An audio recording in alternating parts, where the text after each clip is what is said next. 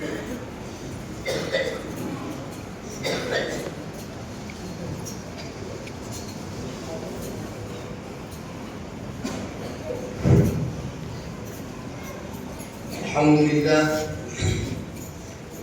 لله الذي أنزل الفرقان على عبده، والصلاة والسلام على نبينا محمد صلى الله عليه وسلم وعلى آله وأصحابه أجمعين. أما بعد، فأعوذ بالله من الشيطان الرجيم. بسم الله الرحمن الرحيم. إن هذا القرآن يهدي للتي هي أقوم. صدق الله العظيم. میر جمع ہے احباب حال دل کہلے، میر جمع ہے احباب حال دل کہلے، پھر التفات دل دوستا رہے نہ رہے.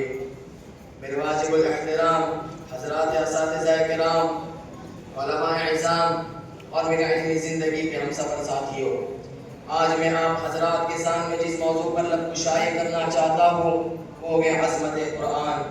قرآن مجید وہ عظمت والی کتاب ہے جس کے اندر کسی شک و شبہ کی کوئی گنجائش نہیں ہے. قرآن مجید وہ عظمت والی کتاب ہے جو ہمارے لیے رہبر ہے. قرآن مجید وہ عظمت والی کتاب ہے جو ہمارے لیے ہدایت نامہ ہے.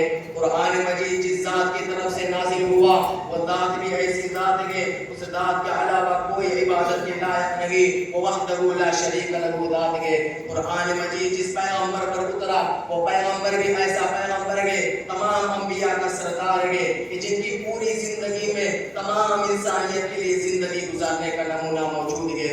قرآن مجید جو فرشتہ لے کر آیا وہ فرشتہ تمام فرشتوں کا سردار ہے، اور وہ ایسا فرشتہ ہے کہ رب کائنات کے نزدیک جس کا بڑا مرتبہ ہے. قرآن مجید وہ عظمت والی کتاب ہے جو حق و باطل کے درمیان فرق کرتی ہے. پھر کیوں نہ کہوں یا الہی تو ہمیں حامل قرآن کر دے، یا الہی تو ہمیں حامل قرآن کر دے، پھر نئے سرے سے مسلمان کو مسلمان کر دے.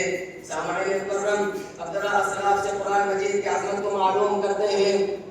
کسی نے امام اعظم ابو حنیفہ سے پوچھا، امام صاحب آپ نے قرآن کو کیسے پایا؟ انہوں نے جواب دیا کہ میں اب تک قرآن مجید سے ہزاروں مسائل نکال چکا ہوں مگر ابھی بھی قرآن کے معنی پورا نہیں ہوئے گے. کسی نے امام غزالی سے پوچھا کہ امام صاحب آپ نے قرآن کو کیسے پایا؟ انہوں نے بڑی عجیب بات کہی. انہوں نے کہا کہ قرآن مجید آسان بھی ہے اور مشکل بھی ہے. آسان تو اتنا ہے کہ کسی بھی 8 سال کے بچے کے سینے محفوظ ہو جاتی ہے، اتر جاتی ہے، اور مشکل اتنا ہے کہ 1400 سال سے علماء، مفتیان، مفسرین قرآن مجید میں غور زنگ ہے لیکن ابھی تک کوئی بھی اس موتی کو حاصل کرنے میں کامیاب نہیں ہو سکا. کسی نے امام احمد بن حنبل سے پوچھا، امام صاحب آپ نے قرآن کو کیسے پایا؟ انہوں نے بھی بڑی عجیب بات کہی کہ ایک مرتبہ میں نے خواب میں اللہ تعالیٰ کی زیارت کی اور میں نے خواب میں اللہ سے پوچھا کہ اللہ تجھے سب سے زیادہ کون سی چیز محبوب ہے؟ جواب ملا قرآن. پھر میں نے پوچھا فہمن اوکان بلا فہمین، سمجھ کر پڑھے تب بھی یا بلا سمجھ کر پڑھے؟ جواب ملا کہ فہمن اوکان بلا فہمین، جب کوئی سمجھ کر پڑھتا ہے تب بھی مجھے پسند ہے اور جب کوئی بغیر سمجھے پڑھتا ہے تب بھی مجھے پسند ہے.